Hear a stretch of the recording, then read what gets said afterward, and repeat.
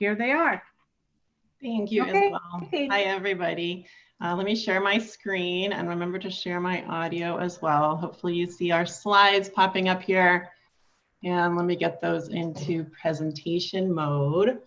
Thank you so much for making space for us to share about Build with Mesa Buddies in this community forum. If there is a theme for this presentation, we're calling it It Takes a Village. So you'll see that hashtag throughout the presentation because it really has taken a village, and I think that will be evident today. So just a brief agenda of what we kind of have planned for sharing Build with Mesa Buddies is the first part. I'm going to share with you what is the course overview of Build with Mesa Buddies. So we're extremely familiar with it, but we realize a lot of folks are not. And so we're going to take some time to share with you what Build with Mesa Buddies is and was and will be. And then in part 2, we'll have a buddies conversation. So you're likely seeing some of our buddies participants, cameras on there. We've got some panelist participants from our program who are going to share their perspectives and their experiences. And then we'll jump back into the slides and talk about what's ahead. So there will be a section in our buddies conversation for the Q&A, and that's probably the best place to ask your questions. So there will be a time for that. And here's where I think I get to hand it back over to you, Isabel. Thank you, Katie. Okay, so when Katie showed us the first draft, I said, well, we need to define what Build with Mesa Buddies is. And here's what it is. It's a Mesa-specific companion to our district's DE certification course. As you know, when we filled addenda after addenda to send to the state, part of what we had to send was a professional development program and efforts to make sure that we supported faculty in this DE environment. So this is a special one because it offers Mesa faculty an opportunity to shape the content, and it also offers Mesa faculty compensation, and the best part of it, extra hands-on support as they develop their own online classes. I get to say, next. Okay, so what are the course overviews and goals? Again, the first thing was to support the completion of the district's DE certification. It goes with the remote teaching that we are, remotely location teaching that we are in, and with the fact that most of our offerings are DE. So we wanted to provide professional development. But here's the heart of it. And I always share a little story. In the spring, I had the pleasure of spending many Friday afternoons with faculty and deans and others across campus, planning what would be the fall schedule and the fall semester, and how would we support instruction, which was our main goal.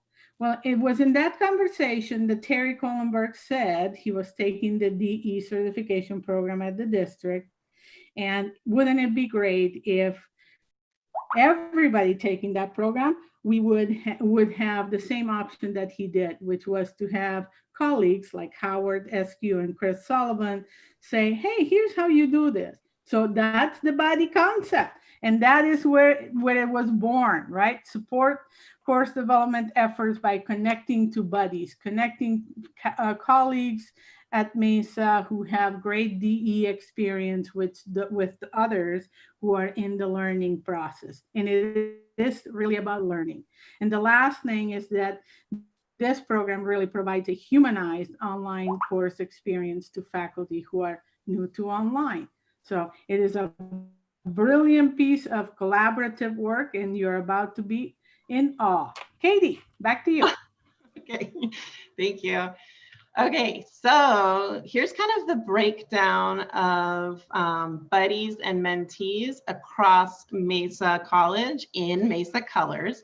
So you can see we had about 65 mentees. That's what we're calling our participants, our students, if you will, our newbies, and then 27 buddies.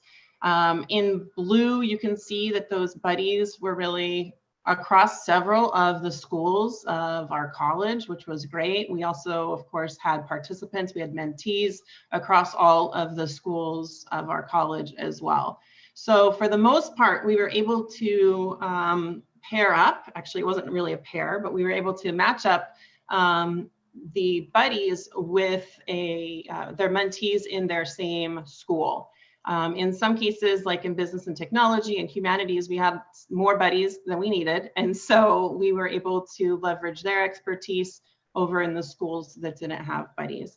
So for the most part, folks were linked up with someone, sometimes in their same department, at least, or else, if not in their same school. And then if not, we had some cases where we had to leverage across schools like this. So this should give you a pretty good kind of overview of what our participants looked like. The course timeline was 9 weeks. So we started in June 15th, we ended on August 14th. And this kind of gives you a graphic representation of what the course entailed. We started with Buddy Blastoffs. This is what the little rocket icon means. So that was our synchronous. We had 5 synchronous kickoff sessions. Essentially, that's what those were, where we were able to, do an orientation and get some energy around starting together. Each of the red flags represents a buddy benchmark. So those were assignments that our participants had to complete week by week. So they were online students completing weekly assignments. Those were very similar to the requirements for the district cert course. So we tried to really align those so that Buddies really was a companion course to the cert. So they weren't doing a whole lot of extra work, but really just finding the extra support and resources for completing the cert. For folks who had already completed the Buddy benchmarks and maybe weren't as new to online, we had what were called deep dives for them. So these were, kind of bigger projects that they could choose to work on for their online course design as well. So kicked off weekly benchmarks and deep dives, stuff that overlapped with the cert course. And then we ended it with a community share out. So we had folks in their final project record videos that we can use to share, and you'll see one of those today. So, and you'll also see a little peek at one of our Blastoffs. So that's kind of as an overview what we did. And here's the text version of that same thing. You can see the actual Buddy benchmarks that were completed week by week by week.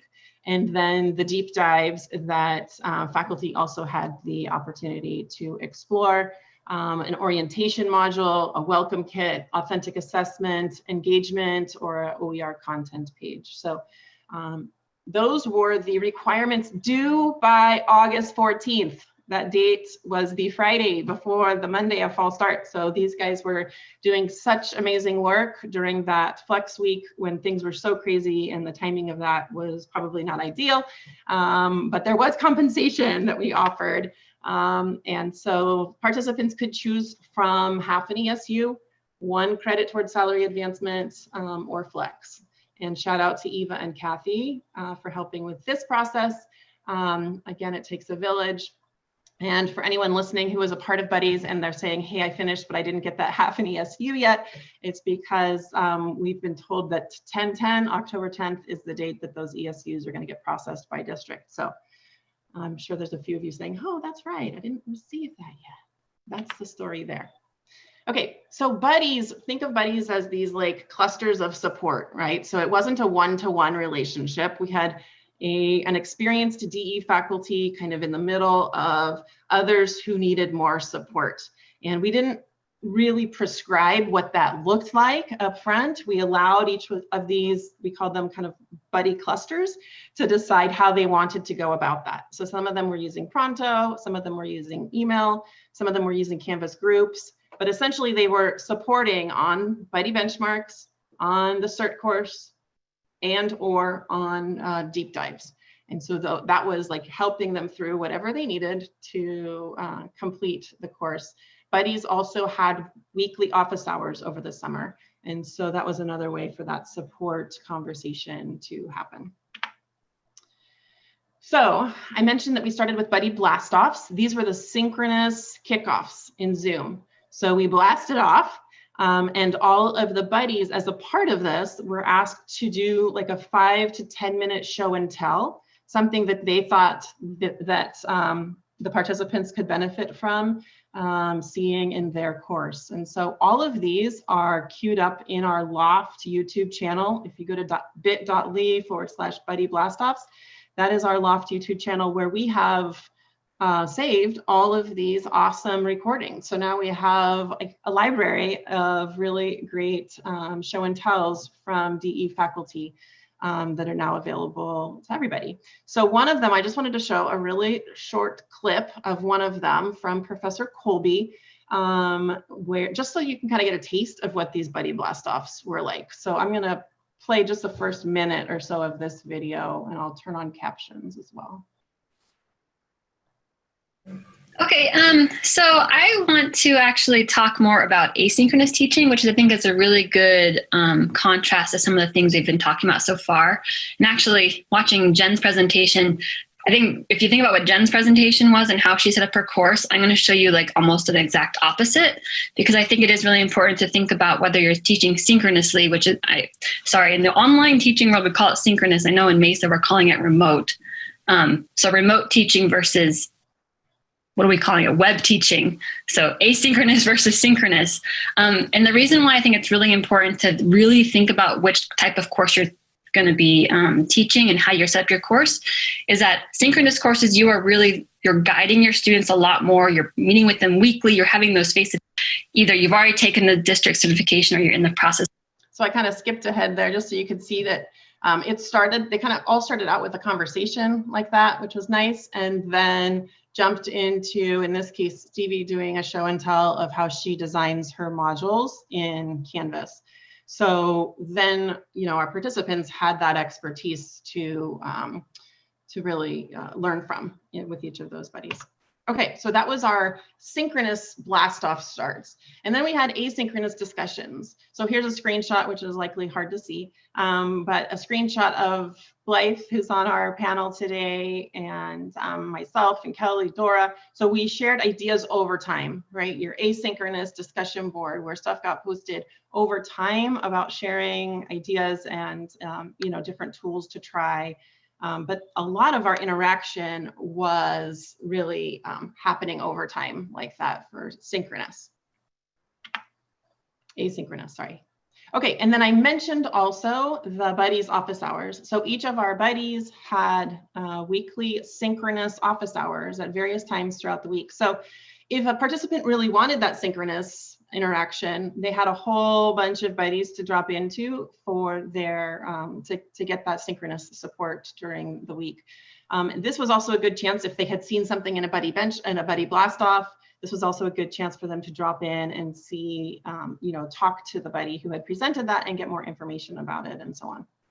And then also shout out to Todd for his virtual lab hours. He had amazing support available to our buddies and continues to support our online faculty. So shout out to Todd for making himself available for synchronous support as well. Okay, faculty were online students during a pandemic. So they submitted and resubmitted assignments. Here's an email that I got from a participant. Someone might look like this might be familiar to you guys. Did you see my week 4 redo on icebreakers? I'm late on week 6 working on that today. So faculty got feedback, right? They were able to resubmit and they learned what it felt like to be online students during a pandemic. And I thought this little message kind of demonstrated that well. We had this was their final buddy benchmark, was that presentation to peers. So here's that share out that I mentioned before. Part 1 was to do a show and tell video, and part 2 was to do a reflection. Here is a piece of Christina Crosby's, from our Department of Psychology, a piece of her final share out video.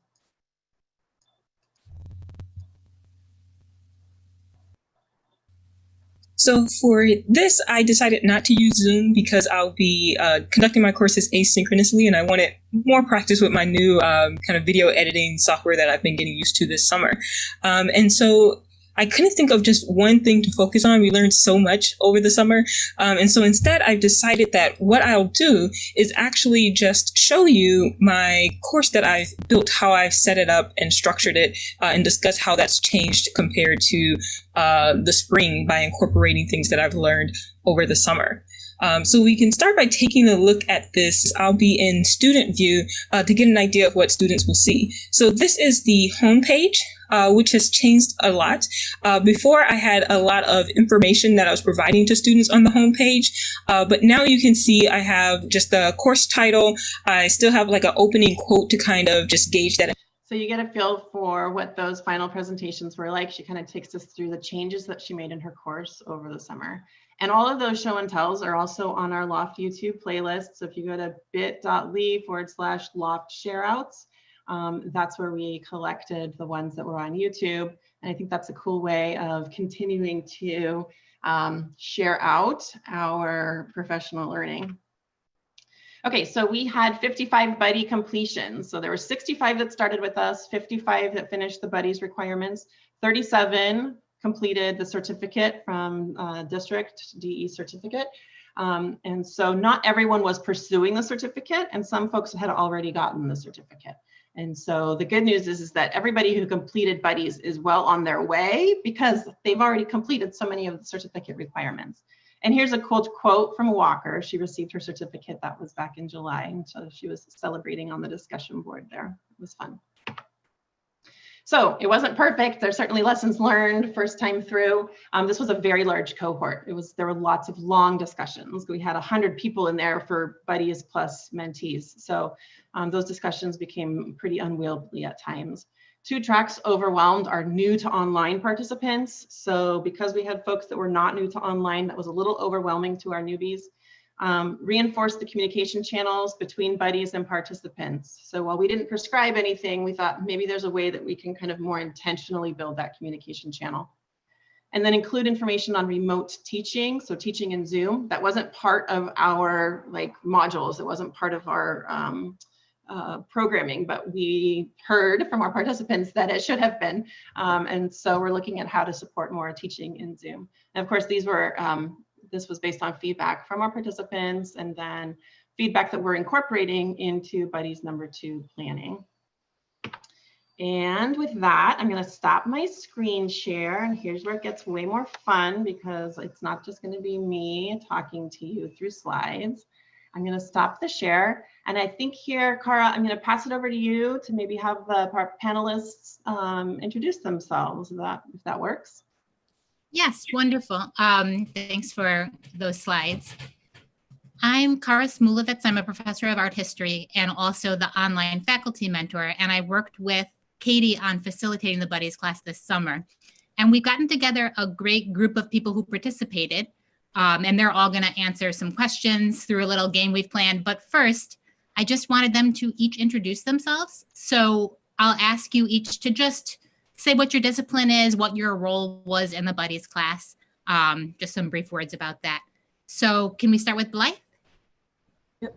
Hello, everybody. My name is Blythe Barton, and I am dance faculty here at Mesa College. I'm full-time faculty, one of 2 in our dance program, and I was a mentee. So now this fall, I am teaching dance history as a lecture course, as well as 4 dance movement courses via Zoom. So that is an adventure every day.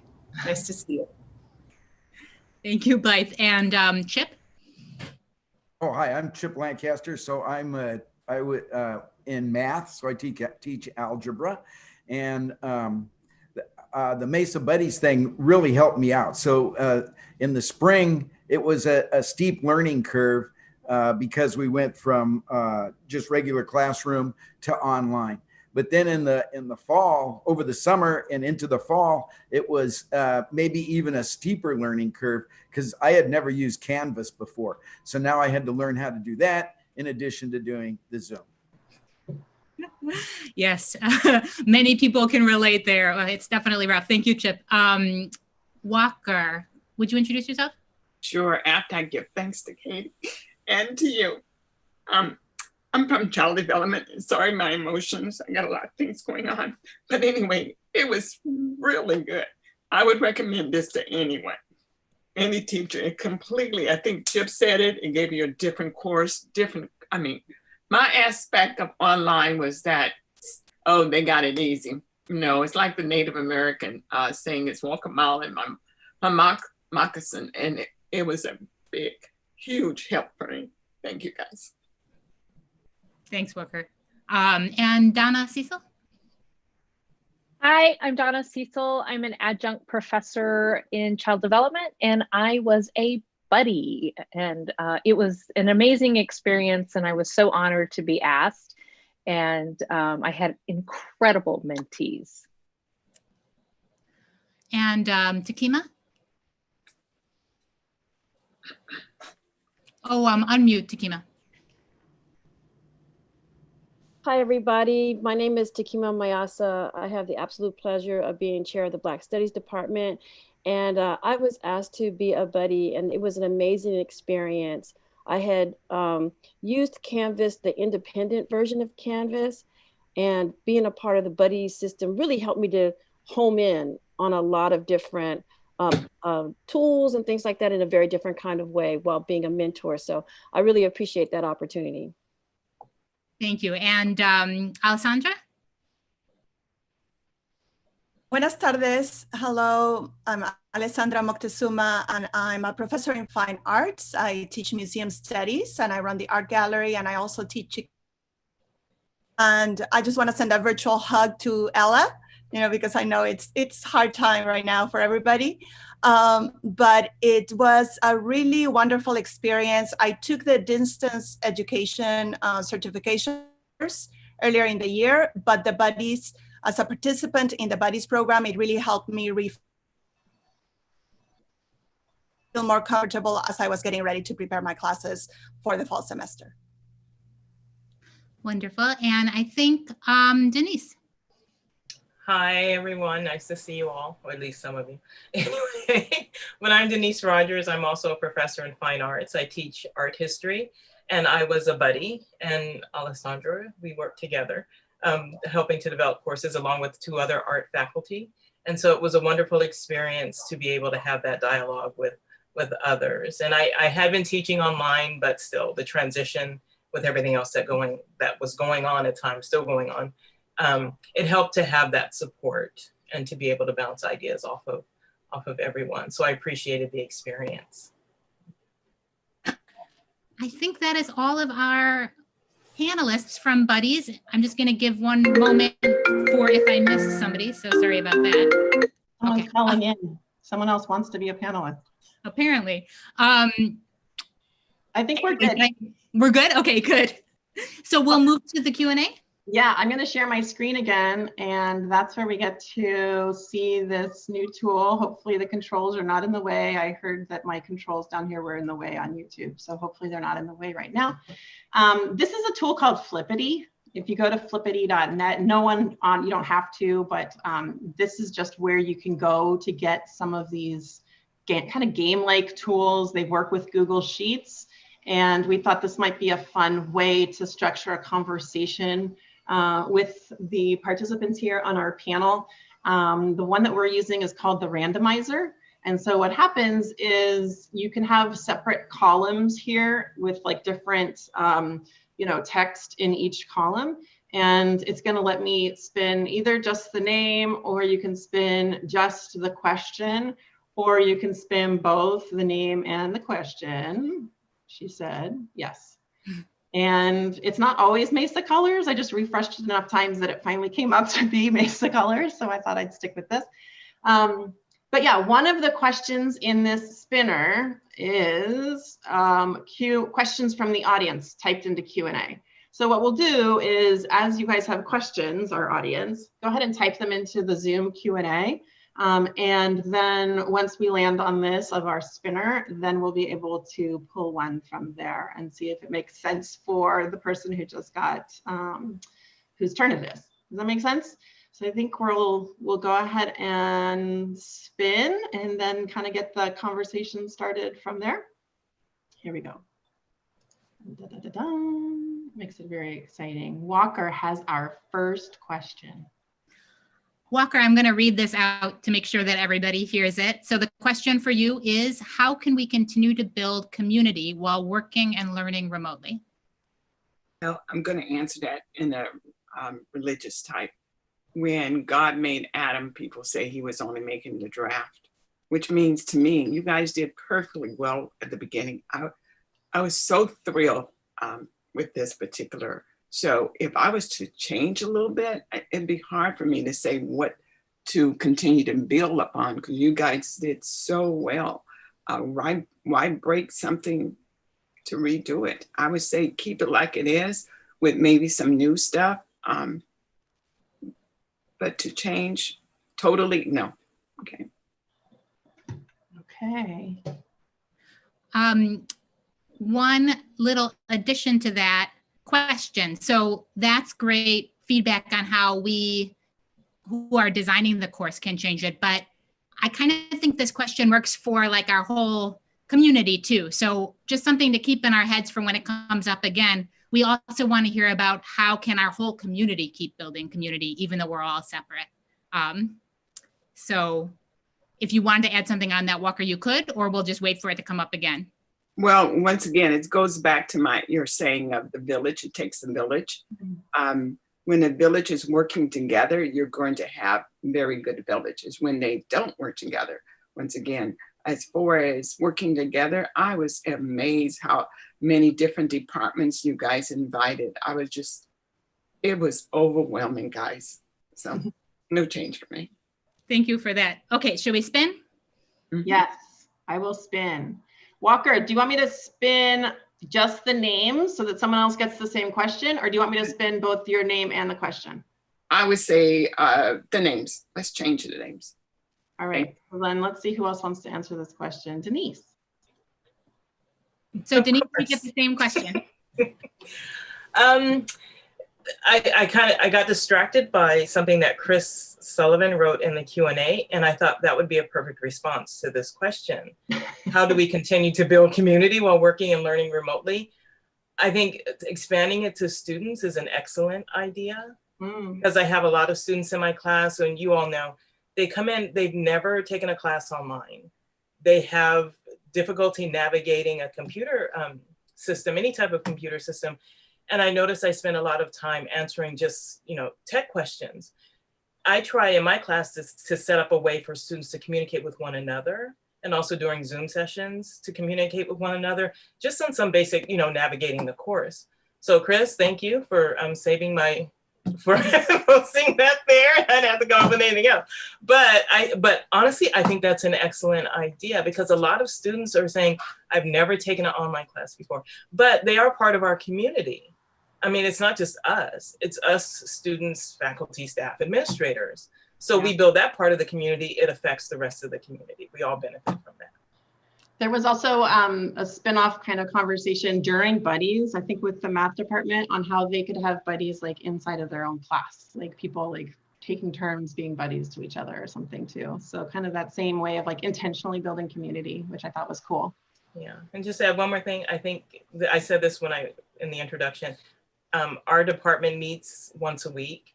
And so I think that's something that I really enjoy and I benefit from that. And so I'd like to keep that going as well, because it helps to strengthen our department. So just to add one other. Okay, I'm done.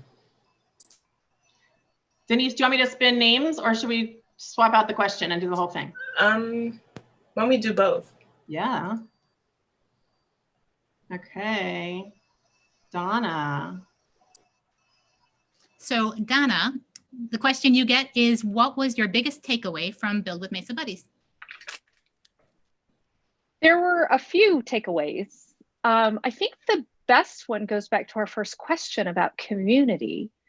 Because I got to work so closely with faculty that I might not otherwise get to know well, we as a department, because all of my mentees were in our department, we became a stronger department and communicated with those who weren't participating in buddies. We had little coffee clutches during the summer because we were having fun getting together. We discussed how do we want to change as a department? What is our focus? Why are we teaching what we're teaching? Why are we doing these assignments?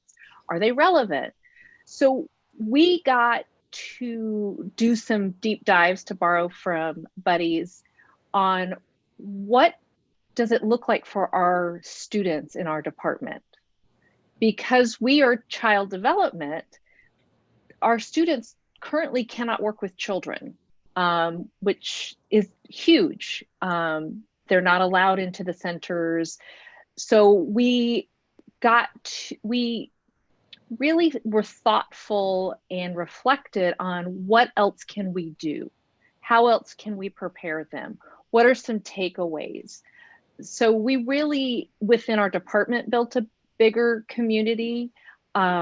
We have email threads that we're still continuing. We have text threads via our cell phones that we're having. That was my biggest takeaway. And I got to meet other faculty outside of my department that I would not normally. But I do think the course itself really set that match to that flame of building community within Mesa College, which we're the biggest campus. It's almost impossible to build small communities or a larger community. So I think that was the biggest takeaway. Thank you, Donna. I love that. And I heard versions of that from a lot of our participants, that they felt more connected, even though we were all in our own separate houses, than they ever had when we were on campus, which was such a nice surprise during a pandemic. All right, should we spin it? Donna, do you want me to spin name or both? Oh, let's spin both. Tequima is up. Yes, Tequima, you got a fun one. So what part of campus do you miss the most?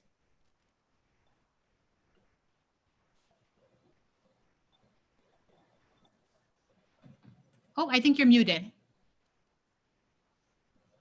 So I think the part of campus that I miss the most is the personal interaction that we would generally be able to participate in.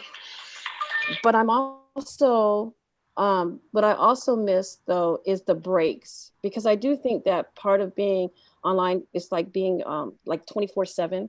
Like, you know, we're like, I think of a drugstore that we're open 24 hours. And even though we're at home, there's not a stop time and a start time. And when we walk to meetings, or when we walk to the cafeteria, or we will walk to places, there's a different kind of communing that happens.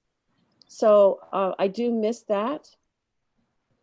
And I also miss being able to do that with students, because I think the relationship building that happens on campus, it's taking a different form, but I'm also open and realize that we have to just find a different way to do that. So I think the program, I know that the program, and I agree with Denise wholeheartedly, that if we need to find a way to build it so that students can get some of the same benefits, not just with themselves, but also maybe buddy the students with professors, or vice versa, because there's some students who really know how to navigate this stuff. And we need to give them an opportunity to teach us more too. I know, because I know I'm learning a lot from some of my students who say, well, do it like this and do it like that. So I think this whole idea of changing our mindset about our relationships is what this has fostered. That's a really thoughtful answer. Thank you. I was going to say the student restaurant, but I like your answer much better. I also miss the student restaurant, but it's those casual conversations with students that we're trying to replicate, right? And I think that those are some good suggestions for how we can make it happen. So should we spin just the name, Tequima, or should we ask someone else the same question?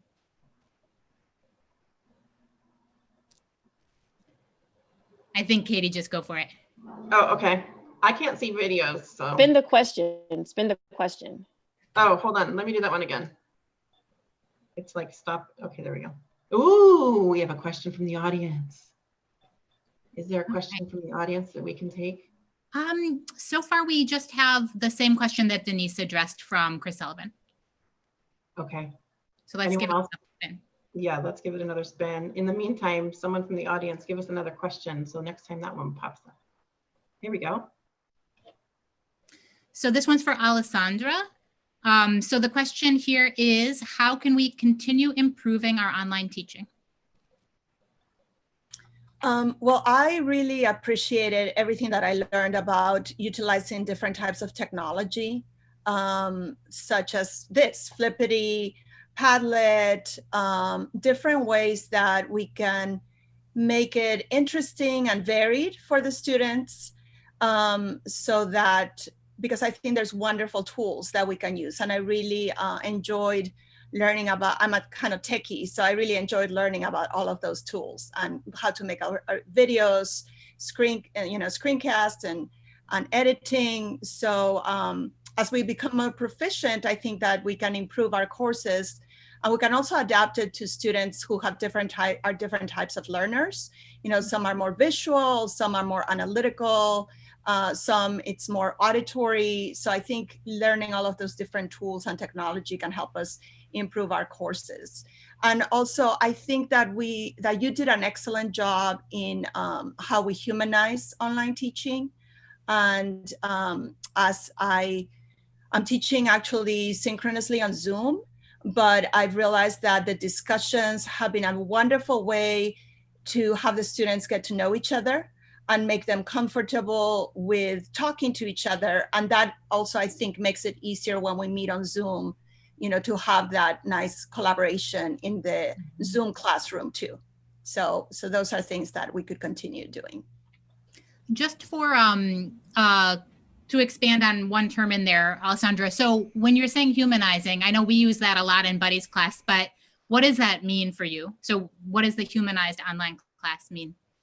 Well, I think that sometimes you think that online teaching is like almost, you know, like there's a robot and you're just like going through the motions, and, you know, the quizzes are being graded automatically. So you might have this sense that you're not engaging in a relationship with either the students or the professor. And I think that's very wrong. I think there's so many ways in that I felt encouraged, both by my buddies in the discussions, but also by Denise or the other people who were commenting on our projects. And humanizing also means that you share, we did a lot of discussions where we shared personal pictures and stories about our pets. And so you get to know the student as a person, as opposed to just somebody who's, you know, taking the test or doing the projects. And I think you did an excellent job. And that's something that enriches the experience for everybody. Wonderful. Thank you for that. Alessandra, should we ask that same question to someone else, or should we switch the question? Why don't we ask the same question to somebody else? I can do that. It's a click of a button. Oh, somebody wants me to answer again. Your answer was so good. Here, let's try again. Blythe. So same question for Blythe. How can we continue improving our online teaching? Well, I think firstly, I'm taking notes as we talk right now. So this kind of continued engagement in these conversations and continually absorbing information from the wealth of those that are just learning, as well as the buddy systems. And that was one of my big takeaways too. So I'm kind of like dual purposing here. But what I was thinking of continuing is not getting in a rut with education. I think that taps into the continual finding of new tools. One thing that I'm doing right now is relating content to current events. So like, what is fresh in my life? What might be fresh in my students' life? I'm planning a module on hip hop dance that ties right into Black Lives Matter and protest as in a dance form. So really trying to continually reinvent my own content delivery to make absorption easy and exciting for students. I'm also really interested in student and peer feedback, and the Buddies format really gave that opportunity to have continual feedback in discussions, you know, share what you're working on, and then getting feedback from the whole entourage, as well as targeted feedback from Buddies and from Katie and Cara. So listening and hearing and making those adjustments, I think, for continual evolution. Yeah, I think that was, and student feedback too. I'm really, they're catching typos for me. They're telling me links don't work. They're sharing experiences from other classes. So, taking that like deep in it experience and trying different strategies. So if I'm not reaching out to students, or if someone's not showing up to ballet week after week, engaging with them and creating new strategies so that they might want to plie with me in the mornings. Yeah. I want to plie with you in the mornings. Me too. It's good. Good. Yeah. Wonderful. And I think Takima, you wanted to weigh in on that same question? Well, yeah, I just wanted to add something. I think that when it comes to improving online teaching, that this has forced us to be in a truly equal status, right? Just what Blythe was saying. We have the opportunity to learn from students, but I think that we are students and teachers at the same time. And that's what I heard with Blythe, what you were saying. Well, yeah, we're conducting this. We're not just the experts of the content. We're being students of the learning process, how to make the learning process better, and truly having the opportunity for our students to bring us along, because they are native digital learners, they're growing up on this stuff. And so they're teaching us in that regard. And if we're open to that, I think it'll be a better learning experience. So this virtual learning experience is not just us teaching them. We all are learning through this. And if we can see it that way, then we'll get through it better. And so we can release the fears, not only on their end, but our end too. And if I could just piggyback on what Alexandra just said, was that, as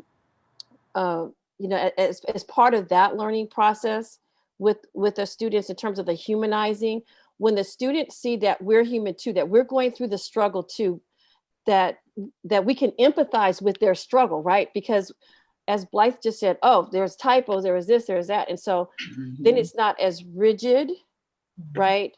That there's rigor. Rigor is the challenge.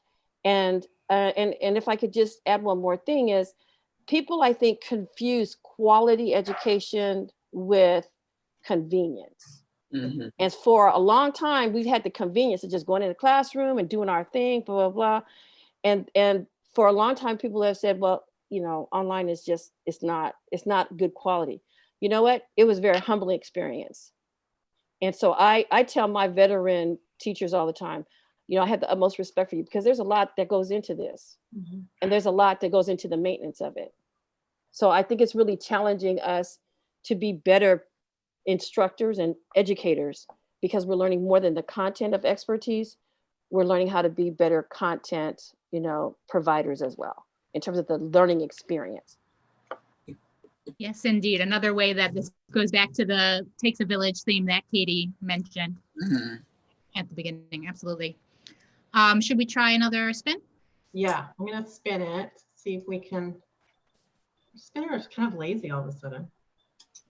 It landed back where we were before. Here, let me try this one again. By the way, just as an FYI with Flippity, you can take people out of the spinner. So if you were using this with students and you wanted, only the students who hadn't answered, you could take some of the questions and stuff out of the spinner, which is also kind of fun. Let's see, there we go. That was a good spin. This is a good question too. I really like this question. So this one's for Denise. What do you see as a myth about online teaching? I think Takima just answered that question. I mean, there was this these preconceived ideas that you just set everything up and you just let it go, and then you sit back and just watch it all play out. That's not the case at all. And being on your computer 10, 12, 15 hours a day is common. Always checking content, making sure your content is relevant and relatable and accessible for students. I think the idea is, I know some publishers have packages that you can purchase. It may not fit with what you want to focus on in class. It takes creativity to design modules that are going to communicate the content and resonate with students the way you want it to. And it takes, I mean, it takes a while. You can't just transfer what you do in the classroom onto online, but some of those tools come with you, but you have to put yourself in the seat of the student and try to predict how it's going to land when they open up that computer. But it is, the myth is that, you know, it's easy. You just sit back and let it go. That is not the case. That is not the case at all. So thank you, Takima, for bringing that up. And I'll add one more thing. I like the balance of teaching on campus and online. And even though I had been teaching online for quite a while, having all of my classes online is overwhelming. It is. And so it just reminded me how much it takes, how much effort it takes for an online class. But that's the myth. Can I contribute something to that? Can I say something? Yes. Whose voice am I hearing? Chip. That's Chip. Oh, hi, Chip. There you go. Go ahead. Yeah, I would just like to back up what Denise just said. So easily, I found that in a semester, I could easily handle, I just teach adjunct, so in the evening, so 2 online courses and even up to 3. But here in the, in the classroom, but here in this remote environment, it easily takes me 3 to 4 times the amount of work to do a remote class as it did to do an online class. So I can only handle 1. And maybe later on, maybe next semester I can handle 2. But for right now, I'm overwhelmed with just 1 class. I got 41 students right now, and I'm overwhelmed. I mean, it's all I could do to keep up with the class. Can I add one more thing? So we don't want to scare everybody away. You know, everyone's panicking right now, but it does get easier because rather than building from scratch, like some had to do, you're tweaking and you're reviewing. And it's like Alessandra said, you're looking for the new technology and the new tools. So it does get easier over time, but it's still, you know, you have to be there. You have to be present with your online class, even though you're not actually there. You have to be there. Indeed. That's what I was going to emphasize is, Chip, I think that so many people are having that same experience, but it does get a little easier. It never gets all the way easy, but hang in there.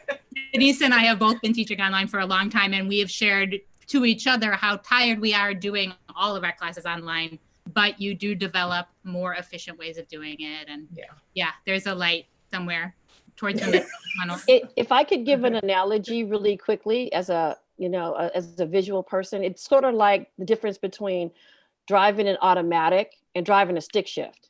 Because in a stick shift, you got, you have to use everything, right? Your legs, your arms, you got to watch and steer. But you're right. Once you get into a groove, then, it does get easier. So, I do agree with that. I know Blythe has something to say, but I thought that would be an analogy people might, That's a good one. And Blythe, did you want to jump in? Yeah, I was just going to acknowledge that. But also I feel like one of the myths that I've really experienced is moving totally dance online is that it's a one-way street. I'm taking all that I've learned in the classroom, in the studio, putting it on to both asynchronous and synchronous platforms online. But what I'm realizing more and more, so to counteract that myth, is that a ton of research and video content and images and online articles that I'm filling into my classes for content, I'm going to take with me back into the studio. So it's not just me pulling and kind of surviving these next couple semesters, but really, bolstering my entire library of information so that I can be a better teacher in the studio as well. Can I add one thing? I'm going to take back because the Zoom office hours.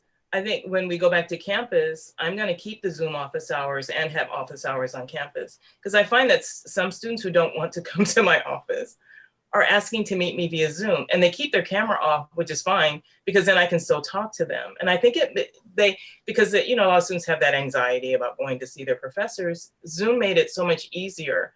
I'm spending a lot more time in office hours than I have, but it's for the students, and they feel like they can talk and come and approach me with any issue that they had. So Blythe, I wanted to add, that's something I'm going to take back to campus. I'm going to keep the Zoom office. So coincidentally, we are in the process of answering a question that happens to be in the Q&A. So I kind of just want to keep with that. So Denise was just saying what she would take from her online learning into her in-person classes. So was Blythe. And that's the question we have from Tony here. So I want to just ask a few other people that question. So Katie, would you spin just the name? Yes, spinning just the name. Okay. And so Walker, what did you find that you learned in your online teaching experience that you'll take back when we're back in in-person classes? Well, I definitely, I agree with the last speaker, not Blythe, but the other one. I definitely do Zoom online for the ones who don't want or cannot because of their working hours, use the Zoom. But there's so many things. I was listening to everybody. I wanted to just jump in and say, I think of tearing up all of my way of thinking. Now, when I go back, hopefully we will go back, I say to myself, well, just tear up all of your things you used to think of, all right? When it comes to the old thinking, and it was the old thinking, you're going into a classroom, be prepared. Well, this is, as I was hearing all the other was saying, this is not just being prepared. It's like thinking of other things to help the students understand. And I agree, I believe it was Blythe that said that, even the students are smarter than we are when it comes to online. That's my belief. They know, they're the first one. I have 2 classes, God bless me. And it does, like the young man said, it takes a lot of time, but I was saying about, like, they find the errors. They tell you, they're like, you want to check this, you want to check that. Are you aware of this and that and the other? So I also think that not only is the way of thinking, but I have educated myself, and that was a very proud moment for myself. I changed my whole attitude of way of learning just in class. Now I have to think like a student, not just being respectful and being in the student's shoes, but repeat. This is what my buddy said.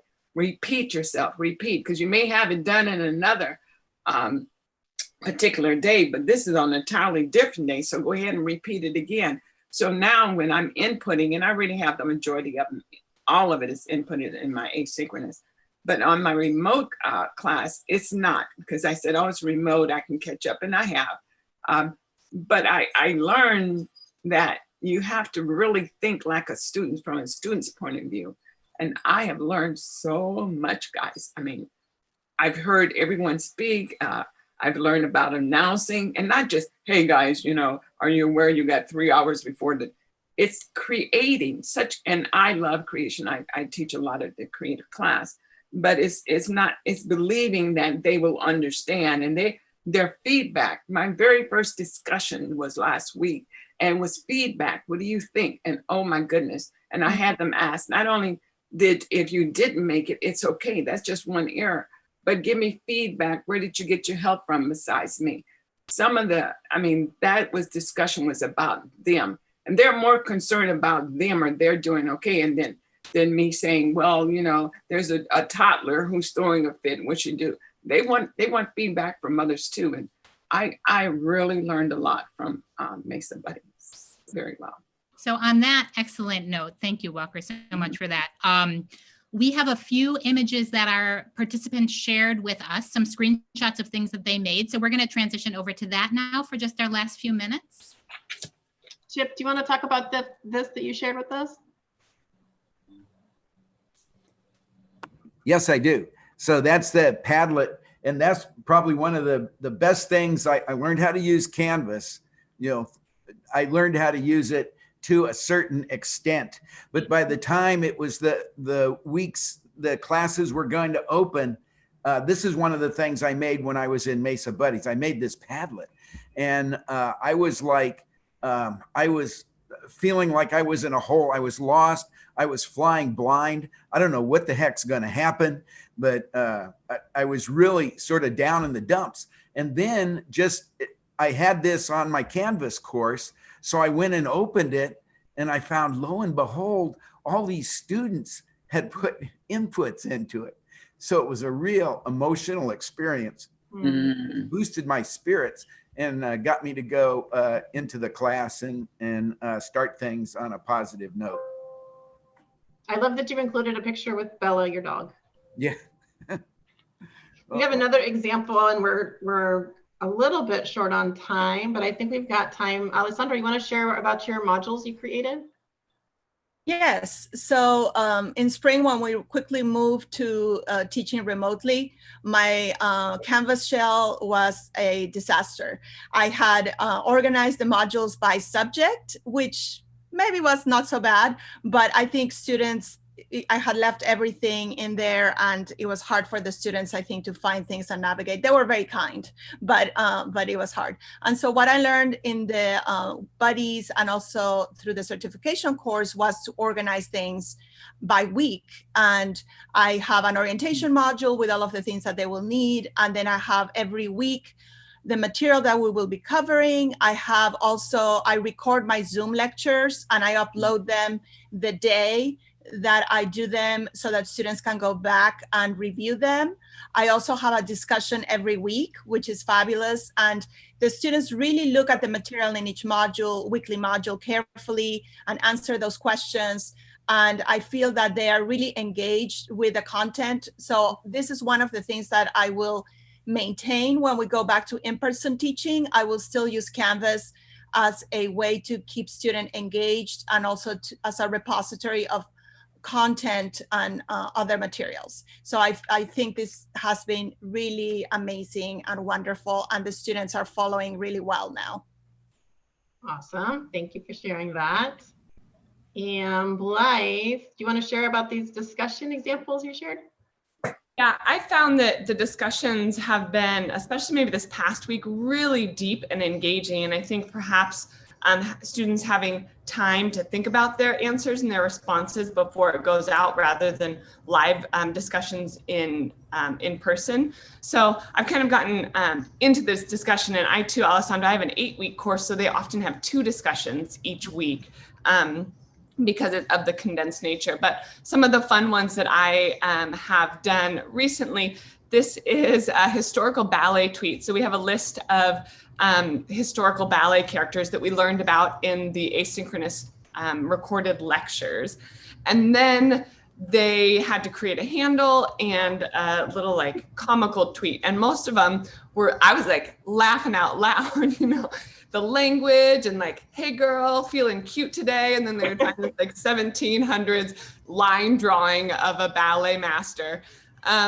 So just really clever. And then they had to respond in that same jargon. And so that was really fun. And I think, again, I'm trying to like relate this content of these old white men in some cases to something fresh and engaging for today. So they had to learn about it to speak about the voice accurately, but also have a little fun with it. That's cool. I like it. Do you want to mention this one as well? Oh yeah, on the side there, thank you.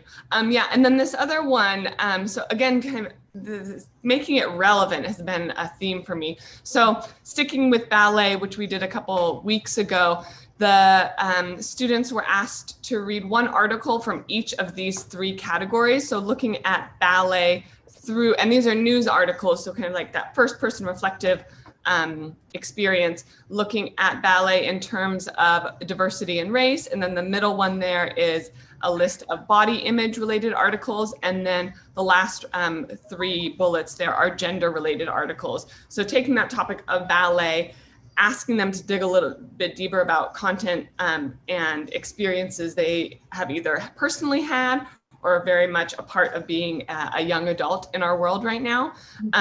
And then writing reflective answers that kind of make comprehensive the knowledge that they absorbed, and then reflecting on maybe they shared a personal story, and a lot of them were really honest and open about own like prejudices that they had experienced, as well as yeah, just some really that openness. Maybe the being behind the curtain makes you more open to sharing as well.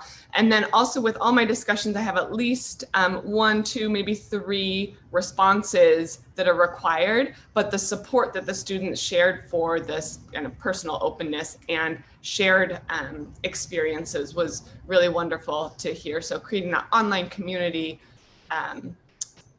you know, personalizing it, right? You know. Yeah. So those are a couple, and I'm loving these discussions, and this is something I'm going to take with me back into the hands-on world. Thank you so much, you guys, for sharing these examples of the hard work that you put into your course design. I know we got people who are probably looking at, you know, reaching out to find out more about these ideas that you're sharing. So I do want to move us forward and back into kind of the last portion of our slides here. Let me move these things out of the way because we've only got 5 minutes left. That went by so quickly. So what's ahead in terms of these conversations, right? These teaching conversations. We do have our buddies cohort number 2, which we have the application is still open. So at bit.ly/Mesa Buddies, you can still apply to join our second cohort, which begins on Monday. We are focusing on our newbies for that cohort, as you heard me say, but go ahead and submit an application. And then for folks who have applied, you should be getting your welcome letter on Friday. And then we'll be getting going in our next cohort on Monday. Also, there is the Mesa Loft Badge Program. So for folks who are looking for, you know, learning about video tools, learning about like Screencast-O-Matic is in there. We've also got the Zoom. We've got a new Canvas Essentials badge. So Mesa Loft Online will give you access to the Loft Badge Program inside of a Canvas course. It's another way to kind of get that student experience. Teaching Tree is another space. It's a new space that's opened this semester, really, to continue the teaching conversations. So we've had a lot of really great folks or conversations with folks in our bit.ly/Mesa College Teaching Tree. It is a Canvas show where we're putting ideas. You can ask ideas of other faculty at Mesa. How are you guys doing group projects? What are people doing about Zoom? Breakout rooms, I mean, all sorts of, you know, and you get connected to our buddies who are in cohort 1 and anybody else. I know there's a lot of action on that pronto queue. So that's a great place to reach out for teaching questions. The Statewide Academic Senate, our Mesa Pathways group is sponsoring some of our folks to attend that. So that's happening October 8th and 9th. It's virtually, so that'll be continued professional learning. CanvasCon is free and fully online on October 15th. That's bit.ly CanvasCon Reg. And our Catalyst online. So we've had Catalyst before with it's our one-day teaching conference. That's usually the Wednesday before spring convocation. It will be online in January. And so stay tuned for more on that.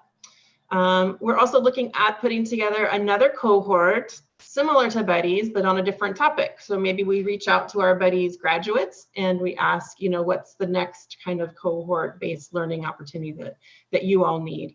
And then finally, a 4-credit online teaching certificate. So we are starting the process of developing a 4-credit online teaching certificate at Mesa, right? So this would be a series of credit-bearing classes around online pedagogy, andragogy, equity, technology, right? So another space where these conversations can continue to happen around good teaching. So, and in that case, it would allow for earning credits toward salary advancement. So that's exciting as well. And with that, we will say thank you very much for being a part of our village, for all the support. You know, our campus leadership has supported buddies, and it's been really amazing to be a part of it. It is truly, although it was a lot of work this summer, it was also very much the highlight of my summer. I'm going to stop share, and a big time thank you for our buddies, participants, for being available to share their experience and their perspective today on this panel. So I'm grateful to each and every one of you. I know, oh, and Pam's here. If Isabel or Pam or Lorenze, anyone wants to close us out, I open the floor to you. Pam, you're muted. Pam, you're muted. Sorry about that. I've had dogs in and out, so got to be careful. So just don't tell the folks I was in a meeting with before this, but you look fabulous over YouTube. And was listening with closed captions as much as I could. So thank you everyone for this today. And I am inspired. I think I've shared with you, I too am teaching online this semester in my class at San Diego State. And it is a challenge and a half to do the work, but I would never want to scare anyone away from it, because there have definitely been moments where we captured the kind of learning that I don't think we would have captured if we'd been in the room together. And so I think there's always wonderful things to learn from this, from all the different experiences that our students get to have. But I just want to thank all of you for doing this today. And I'm excited. I hope maybe more folks will sign up for this next cohort. I know that first one was huge. And if I had time, I would totally be in Mesa Buddies because I have so much to learn. I got an email at noon today saying the assignment I had posted, something wasn't working. And so, you know, you got to go fix it, right? Because your students want to do their work. But thank you so much. And I really look forward to hearing more as we continue to do this. And I think one of the things that I'm excited about is the generative discussions we're having around what we're learning right now, and how as we move out of the health pandemic, at least that we're in, that we were looking towards transforming and innovating and really taking what we're learning back into our classrooms. And yes, we will be back together again physically on our campus. And when we are, we will be changed. Our students will be changed, and we will embrace what we're going through now and make this Mesa College an even better place for our students to have the successes that they need. So I want to say thank you. Thank you to Lorenze and Ashanti and Isabel for your updates today. And with that, we are adjourned. Thank you, everyone. Thank you. And there is no truth without me.